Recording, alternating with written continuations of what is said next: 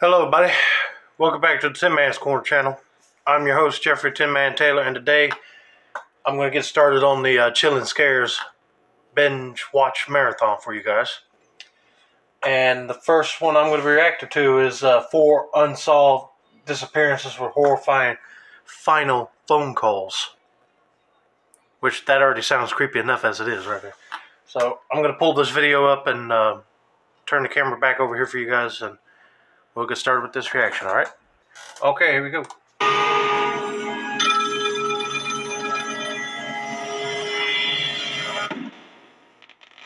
The day is July 4th, 1999, America's Independence Day. The location, Irvine, Colorado. It's a nice day with a high of 90 degrees. One family wanted to take advantage of this, and so before they went out to go watch their fireworks later that night, they all decided to go swimming in a locally known swimming hole. This is where the family would discover a pickup truck resting at the bottom of the muddy water. Not sure what to make of it, the family called the police. The local sheriff's department would be the first to respond to this scene. The truck ended up belonging to a man named Dale Williams, someone who had officially been declared missing just 6 weeks prior. Oh, really? Dale owned an auto body shop and was working at the time of his disappearance. One of his friends, who he had hired, was working with him at the time and recalls exactly what happened that day. The two were sitting in the office. The phone to the auto body shop started ringing. Dale picked it up and began talking. Now, his friend couldn't hear everything that was said, but Dale would give him a short summary when he finished the call. The caller claimed to be stranded in what's known as Paradox Valley, which was north of Dale's shop. Their motorcycle had broken down on them, and they were requesting a tow, which Dale agreed to help out with. He then set out. This call would be the last call Dale would ever answer. He never came home that night. His wife would call him multiple times, but to no avail. Dale had disappeared without a trace. Oh, don't tell me. He was officially declared missing that night, and over the next few days, a search consisting of hundreds of volunteers commenced. Though, not a single clue would result. This leads us back to 6 weeks later when Dale's truck was found in the water by a local family swimming. It was determined that at the time the truck entered the water, the ignition was on, and at a very low crawl speed, the wheel was turned at a sharp angle towards the water. This discovery led a lot of people to believe the truck ending up in the water was not an accident. No. Over the years, multiple different theories have surfaced under this belief. For example, some believe he's living on an island somewhere. No. Others believe he faked his own death and ran off with some other woman. No, if he was a reliable man, a successful business owner, and respected by everybody, he wouldn't be hiding on an island or cheating on his wife. No, he wouldn't do that. But probably the theory with the most traction is someone wanted him dead. Yeah, and that someone was the person who called his shop that day claiming to be a stranded motorist. I'm going with that theory. Somebody wanted him dead, out of the way. And they were trying to hide his vehicle in the water. Well, didn't help. Ultimately luring Dale to his death.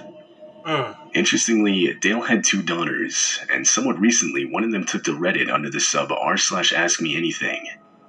She gave the whole story, and comments started flooding in. One commenter asked her what she herself believes happened to her dad. She would simply reply, "I think he was murdered. Why or by who, I don't know." Some speculate the person responsible was a man that was one of Dale's ex-friends. 1 year before Dale had gone missing, him and his wife had helped move the man's ex-wife away from him out of state to safety without his knowledge. This clearly made the man angry, as a month after the move, he put torn-up pictures of the 4 of them next to bullets all scattered on the ground of Dale's shop.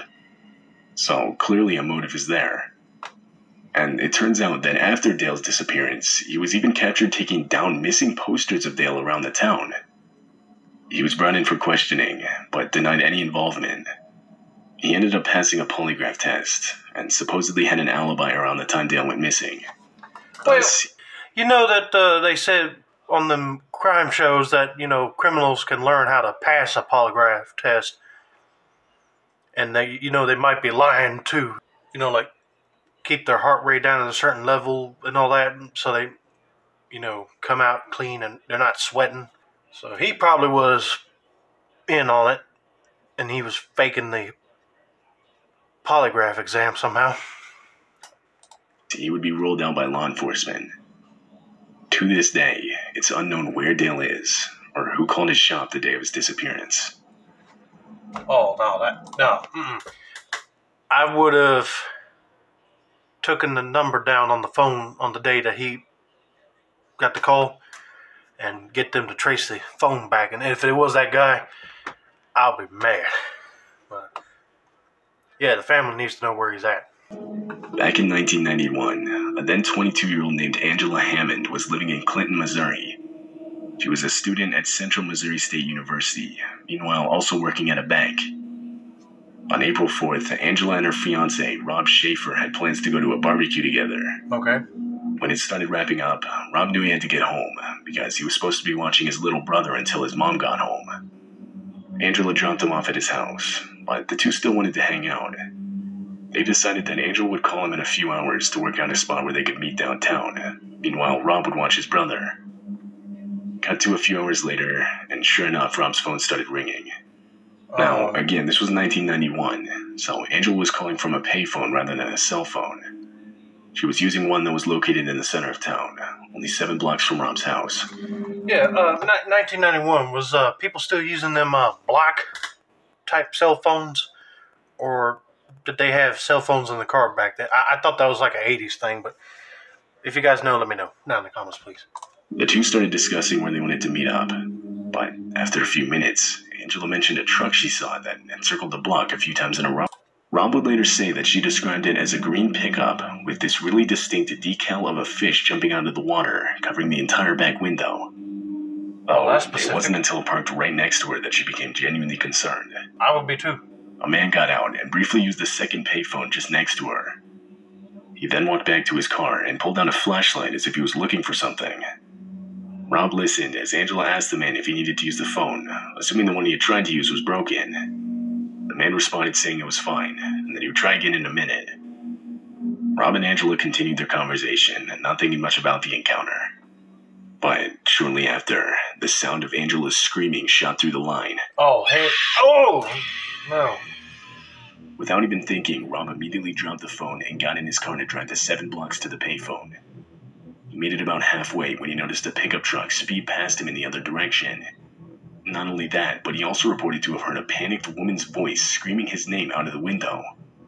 Rob threw his car in reverse and began chasing down the pickup. But what he didn't know at the time is that him throwing his car into reverse as fast as he did had severely damaged the transmission. Oh, come on. 2 miles into the chase, and his car began to stall. Eventually, his car came to a complete stop. He watched as the truck's taillights faded into the distance. Authorities were almost immediately notified of the situation. Over the next few days, Missouri State Highway Patrol checked hundreds of registered trucks matching the description Rob gave them, but none of them were a match. If you just not hit reverse, just turn around real quick and go follow him, then you wouldn't have messed up your transmission. You probably would have caught up to him. Unfortunately, blame would start to shift towards Rob himself. Police suspected he had made the whole story up, and in reality, he was responsible for Angela's disappearance. How would he? Oh, in only a week, this lead would get thrown out. 2 witnesses in the area at the time had come out reporting to have seen a truck matching the description Rob gave. And they were going to blame it on the guy. In addition, Rob had also now passed a polygraph test. Over the years, there have been many different unconfirmed sightings of Angela in different states, but whether these are real sightings or not is unknown. As far as we know, that phone call Rob and Angela had on the night of her disappearance would be the last phone call she would ever make. That's just crazy. But hopefully, I hope they do find her. It'll be sad to see on the news that, I don't want to jinx it, but, they find a body in the woods or something and it'd be her. That would be too disturbing to hear. It's May 14, 2008. Brandon Swanson, a student at Minnesota West Community and Technical College, is out celebrating the end of spring semester with a few other students. Sounds fun. Around 1 a.m., Brandon finally starts to head home, which was located in Marshall, Minnesota. He was currently in Canby, Minnesota, so it was about a 30-minute drive to his home. At some point during this drive, Brandon mistakenly swerves into a ditch on the side of the road. Oh. He was unhurt and there was no damage to his car, but he couldn't move it. It was stuck. He then gets out and manually attempts to free it by himself, but he can't. I wouldn't do He that. calls some of his nearby friends, but none of them answer. This left him with no other option but to call his parents, and so he does. He explains his situation and tells them he's somewhere near the city of Lind. While staying on the line, his parents start driving there to pick him up. But when they arrive, Brandon and his car were nowhere to be found. What? After a while, Brandon began flashing his headlights, and his parents started to do the same, but still they couldn't see each other. Brandon told them that he could see city lights off in the distance, and believing they were from the city of Lind, he told his parents that he would just walk there and meet them at a well-known bar in the area. Oh, let me get this straight. He probably turned off the wrong road and he's in a different town than what he's telling them. He got out of his car and started walking on gravel roads towards the city. Though, Brandon would eventually decide to cut through a field, believing that it would be faster than just staying on the road. Still on the phone with his parents, Brandon would note nearby fences and water while in the field. Then, at the 47-minute mark in the call, Brandon abruptly yelled out, "Oh shit," before the line went completely silent. His parents called out to him several times, but there was no response. They then ended the call and repeatedly tried to call him back, but once again there was no response. Brandon was never successfully contacted for the whole rest of that night. He would be officially declared missing early the next morning. Police got involved, and oddly, when they tracked his phone calls, they were traced to a cell tower in a completely different location than what he told his parents. Brandon was over 25 miles away in a city named Porter when he called his parents. With this information, police searched the new area, and sure enough, they found Brandon's car stuck in a ditch. But Brandon himself was nowhere to be found.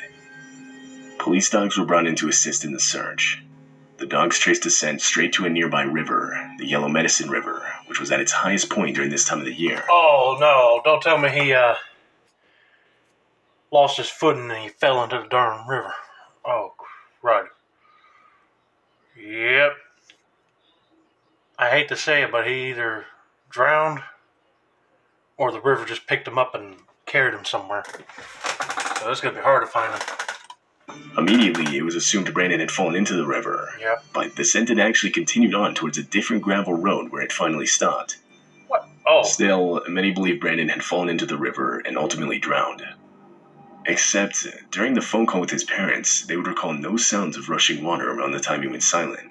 Huh. Plus, at no point was a body or even clothing found in the river, which almost surely would have surfaced. There are countless other theories out there, mainly due to how popular this case has gotten.